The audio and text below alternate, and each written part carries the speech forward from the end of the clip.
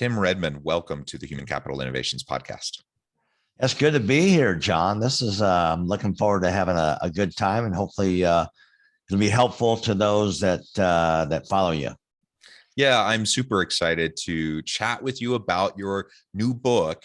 We're going to be exploring together, which is titled The Power to Create, the Ultimate Guide to Eliminate Scarcity and Produce Massive Results for Yourself and Others. And kind of one of the taglines, to this podcast, and the mission and the goal of this podcast is to help people lean into, recognize, and then maximize their human capital potential. So we want to be able to do that for ourselves. We wanted to be able to do that as leaders for our teams. And it sounds like that's exactly in line with what you're focusing on in your book. So I think that's fantastic. We'll have a fun conversation as we get started. As we get started, I wanted to share Tim's bio with everybody.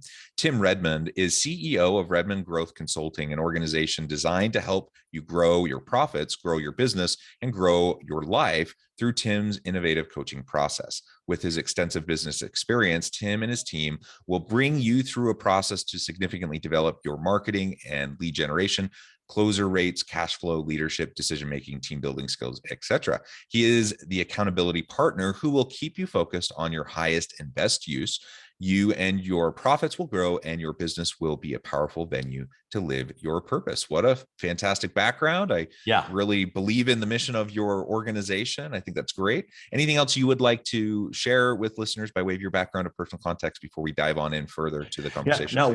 We have, I've got 6 coaches. We got about 150 clients. We're growing very fast.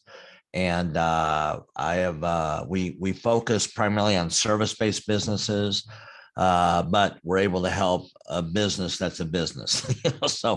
But we're getting such great results here, and it's from a collective wisdom of working with over 2,000 companies over the last 10 years or so. So I'm jacked about doing it. Through your business, you find your purpose, you develop your future. It's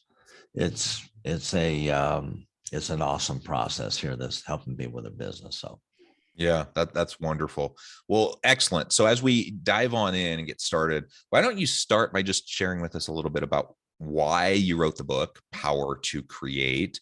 I like the general premise of it, just as asserted in the title. We have power, we can create our futures. And I like kind of the agency component to that. Clearly, we all live within a certain context and there are constraints, but, I like to lead with a growth mindset and lean into possibility. Right. And it seems like that's really at the crux of what your book's all about. So tell us a little bit about why you decided to write the book, how you started the process, and then we can start to dive into some of the particulars within it. Yeah, no, it's great. I actually wrote the book for leaders of organizations. So I traveled around the world through a nonprofit after we sold our company. We had a software company. We built it up and sold it to Intuit and worked with them for a while, and then started a nonprofit traveling around training leaders on how to run the better organization. So we went after business leaders, pastors of churches, government leaders, and educational leaders. And so I've traveled all over the world doing this. And I find that we have a lot of confusion and even pain when we talk about the subject of wealth and money and capitalism and work and business and all that. So I wanted to redefine what that process was, John. And so the foundation of the book is redefining what wealth is. So we look at wealth as something we accumulate. We look at our bank statement, we look at the size of our house and how many yachts, or how big our yacht is, or, how much we have in stocks and bonds, that kind of. So, that is the accumulation of wealth. That's not a bad definition, but I've redefined wealth from a creative position. And that is, wealth is rather than wealth coming to you as something you get together to you. Wealth is something that flows from you. And it's not just esoteric. It's not just abstract. It's very, very practical. It's creating something of value to exchange with somebody else. So it's really, I define wealth as creating value to serve other people. And the first chapter of the book actually talks about one of my trips down to Costa Rica. True story. Speaking at this huge church in a small village, really, but a huge church, beautiful, and thousands of people there. And I said, Pastor, how did you do this? You're a small village, and how did you do? He said, well, we really owe a lot of our economic revolution that we've experienced in this area to a lady I call the pancake lady. And it really illustrates what this wealth is. It's like he preached this sermon on, multiplying the gifts that you have. And then he went out to some of the people in his congregation, it was a very small congregation at the time, and gave them $1 or $2 equivalent to that to say, use your gift and multiply this. And he came to this one lady, says, hey, take these equivalent to $2, take these dollars and multiply. She goes, I can't. What's happened to me. My husband left me. I've got 3 kids. We're in dire poverty. We go without meals. This is horrible. I can't handle this pressure. And the pastor said, there's got to be something you can do with this. And she goes, no, I can't do. The only thing I know how to do is make pancakes, and everybody knows how to make that. And so what we do is we sometimes compare ourselves with other people, and we diminish what we can do ourselves to create value. So this pastor persists and says, I want you to take these $2 and I want you to buy as much pancake mix as you can. And I want you to make pancakes tomorrow morning and go early to the merchant area where the shopkeepers open up. Come there early and they'll buy your pancakes. No, it'll never work. Well, she came in the next day and they bought all my pancakes. And she started this business, and it grew to be quite a large, like a catering company is what she turned it into being. And she sparked an economic revolution. She goes, is this the gal that her husband left her and she's dire poverty? And now she's like one of the biggest givers in the church and committing to the, helping out with the community. And it literally, she sparked an economic revolution because she personified that redefinition of wealth. Wealth is something you create to serve. And when you do that, I've talked to people in the outside of Ghana, Africa, in the suburbs of St. Petersburg and Moscow, Russia, in Kiev. I've been to the Philippines, virtually all over the world in rich societies and very poor. The same message applies. You can create something of value to serve other people, and you create an exchange in that. Boom, business grows. Yeah, I love it. Bringing value to the market, that's what businesses do, right? Yeah. If businesses are going to exist, if they're going to be sustainable and actually continue to exist, then you have to continually add value to the market. And so how you're defining, wealth and value, I think is really, really important. And the reality is we can all do that, right? We have a creative, innovative idea. Sometimes it's something completely brand new. A lot of times, much more often, right, creativity and innovation is just a matter of creatively bringing disparate pieces of existing tech or data or whatever together in a way that no one else has done before, right? That's called innovation. And that's called innovation. Yeah, taking what's there and rearranging it. Yeah, in a new way that adds value, right? And so we create wealth and value through this kind of creative process. And I'll just note, and you highlight this in your story, but this happens through people, right? This happens through the human capital within an organization, yes, or if we're looking internally within ourselves, where it's coming from us.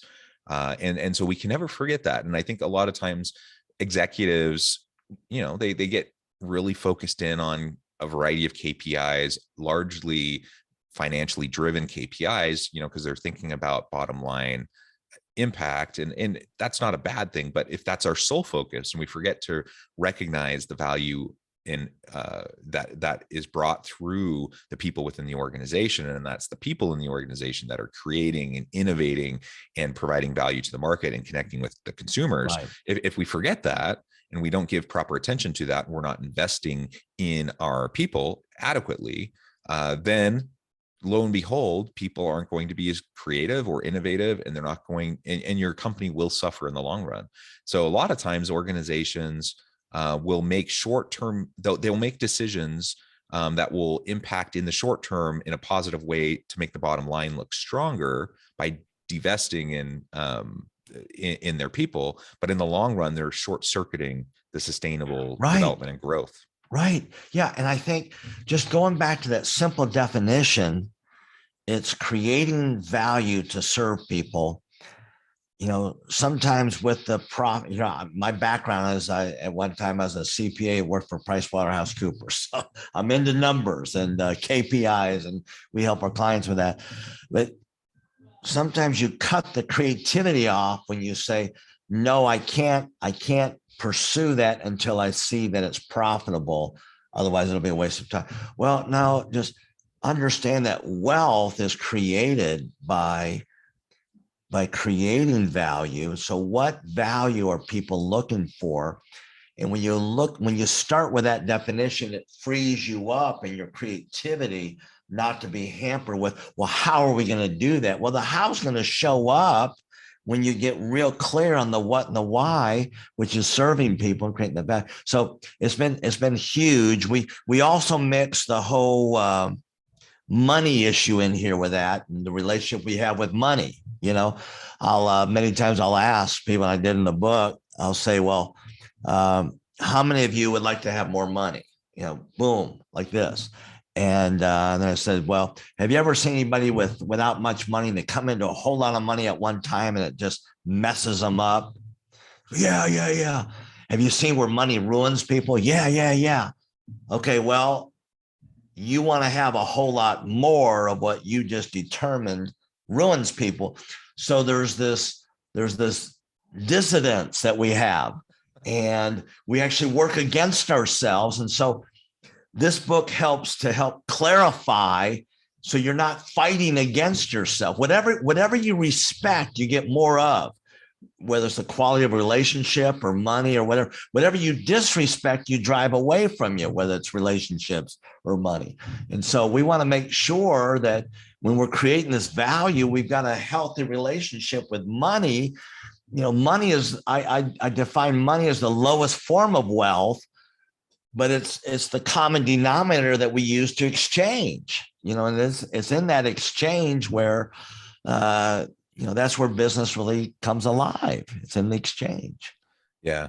And I mean, there's just so much life experience, research, philosophy. There's so many things that touch on what you were just talking about. Yeah. The reality is money doesn't, in and of itself, money doesn't bring happiness, fulfillment, or any of those things. It doesn't bring joy.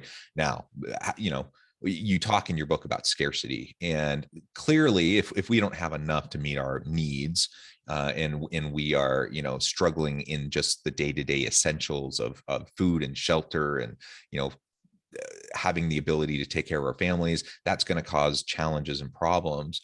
But, just having more wealth, having more financial prosperity doesn't necessarily do anything for your satisfaction and your health and your relationships and all those other things. And in fact, many times it can short circuit those things if we don't learn how to manage it effectively. And so that's a really good point. Nothing wrong with people having financial wealth.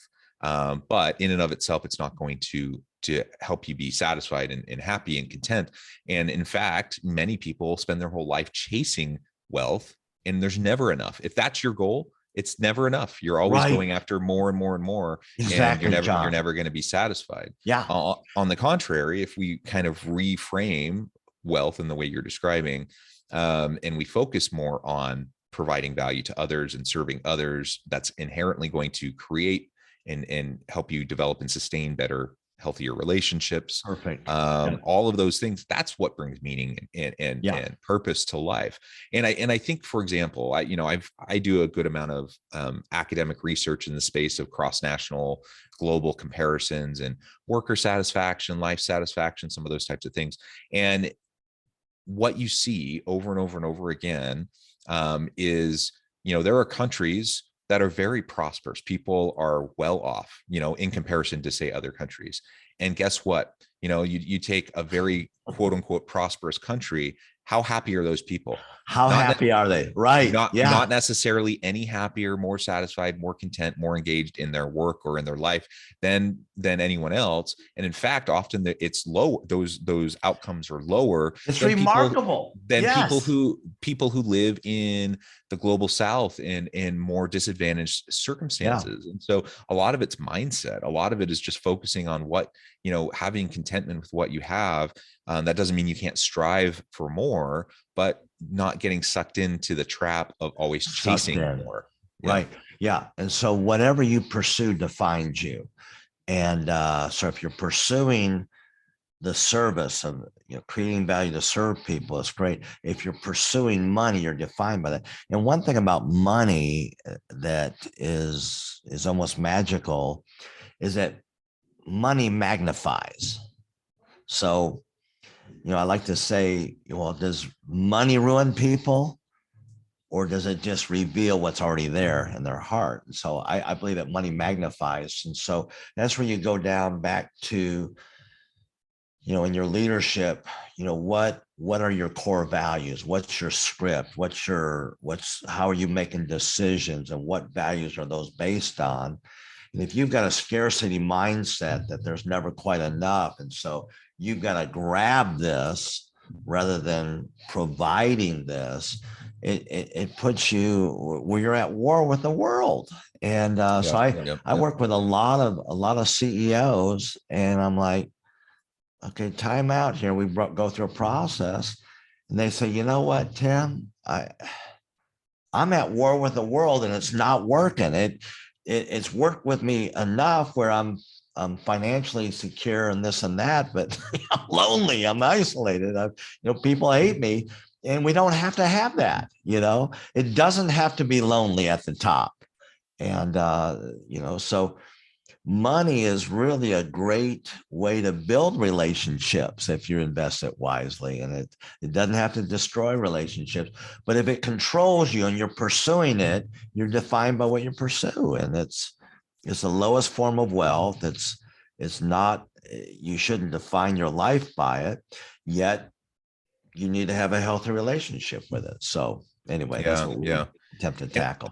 Yeah. And I like how you were just talking about a scarcity mindset. And, when we talk about scarcity or fixed mindset versus growth or abundance mindset, it really lays a completely different foundation for how we interact, not only with ourselves in our day-to-day life, but with the people around us. And if we're talking about within our organizations and our team, if we have a scarcity mindset, that's going to inhibit any sort of experimentation culture that we may want to promote, which is going to, of course, all but eliminate creativity and innovation. Scarcity mindset ends up driving you to it often drives you to unhealthy levels of competition within your team rather than collaborations and cooperation. You have unhealthy competitive behaviors. Now, competition can be effective and good in certain framings in certain contexts. But when we're talking about pure scarcity, if that's the mindset, fixed pie mindset, then clearly there's not enough to go around, and people are going to undermine each other to try to get a piece of the pie. And it's a falsehood. It's a false kind of dichotomy about how the world works. We can, if we have a growth mindset and we have this idea that we're going to continue to innovate and add value, and we take an abundance approach, we can create the abundance. We can create an opportunity for everyone to succeed. Exactly. Yeah. I like Peter Diamandis' book that he wrote. Here he is, a medical doctor and a PhD and some kind of molecular stuff I don't understand, but fascinating book called Abundance. The world or the future looks better than you think, or something like that. And he, the whole idea that wealth actually breeds wealth. So that's my thought here. Wealth actually breeds more wealth. But he talks about in the future with, all this overpopulation, he said, it's not going to create scarcity. It's going to create more abundance. He said, there's three factors that are going to they're actually working to create the overall worldwide wealth to increase it. One is these billionaires are giving a lot of their stuff away, and it's showing up on the on the Richter scale, so there's changes there. There's the do-it-yourself technology, which is just, it's allowing the little guy in his garage to create whatever he wants to create.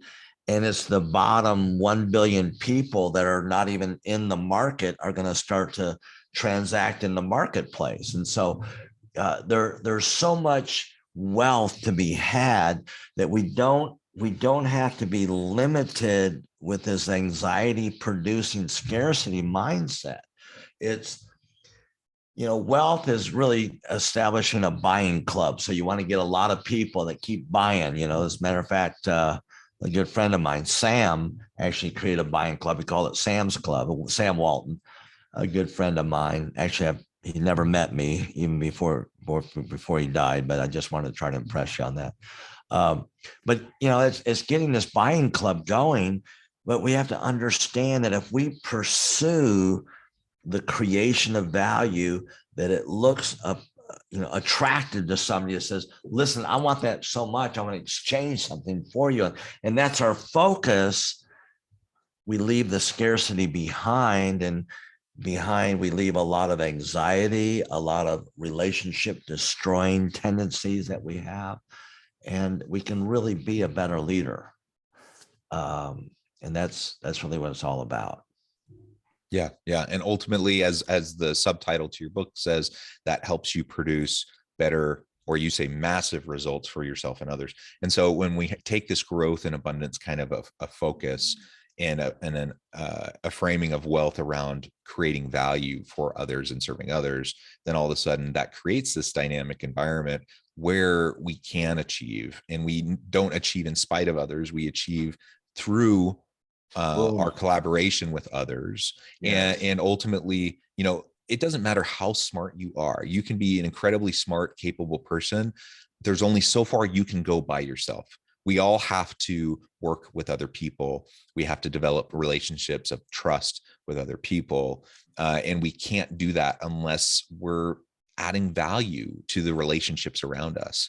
So let's focus on abundance. Let's focus on trust and developing relationships.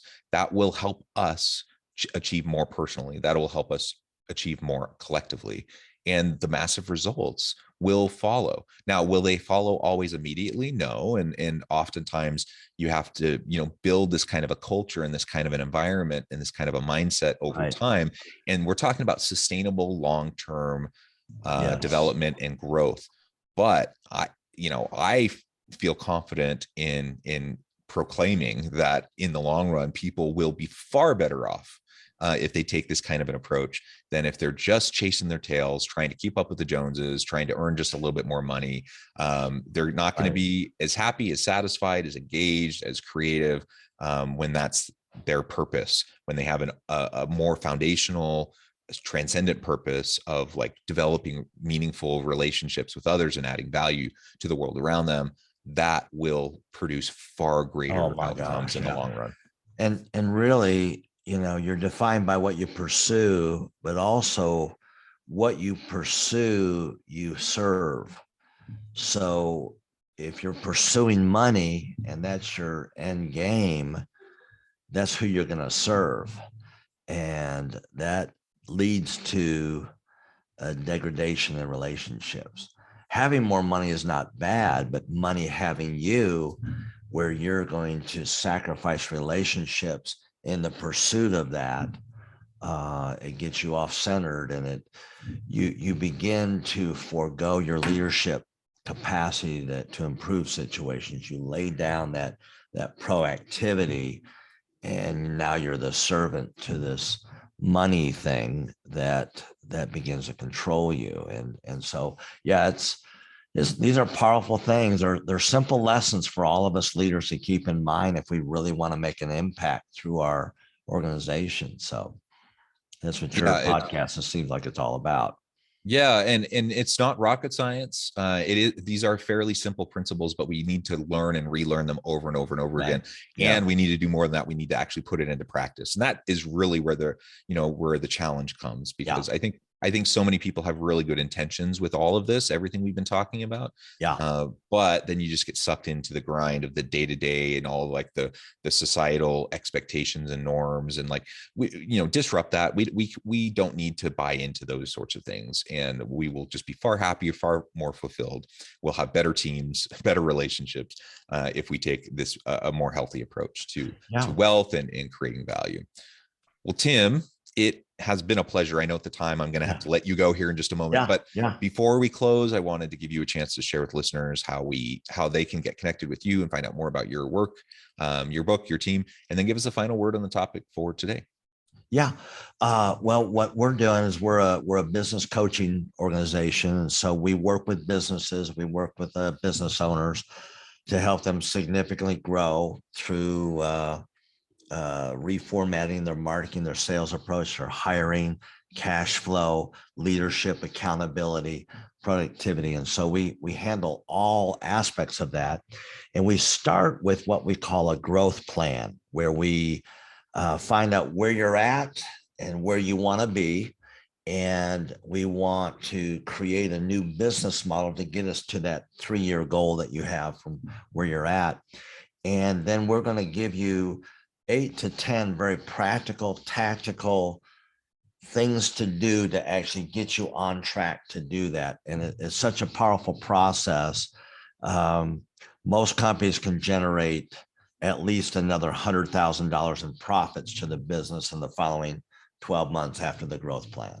And so we normally charge $2,500 for that, John, but if they'll identify, I love John and his podcast, the whole human capital, and they leave you a review, or they identify themselves as being connected with you, we'll waive that $2,500 fee and give you the full impact of that new business model, really getting the practical things, concrete action steps to get to that 3-year goal during this short time. It's about an hour or less, but it's a phenomenal process. I've never had a business owner say, wow, that was waste. They always say, yeah, that was good, even if they don't work with us. But I'd like to do that. They can email me, Tim at Redmond Growth, or look us up, Redmond Growth Consulting. And then really the final word I would want to leave with them is, as a leader, we underestimate the impact of our presence. And with proximity is power, and you bring power into your room. I like to say the most dominant state dominates. And so if you have the most dominant state of how you feel about yourself and the world around you, if you feel really positive and good, you're going to impact your business or your organization a lot more than what you think, just by doing the internal work, making sure you show up as a powerful person that you are. I love it. Thank you, Tim. It has just been a pleasure. I encourage Yeah. listeners to reach out, get connected, find out more about what Tim and his team can do for you. Check out the book, check out the services, the resources. And as always, I hope everyone can stay healthy and safe, that you can find meaning and purpose at work each and every day. And I hope you all have a great week.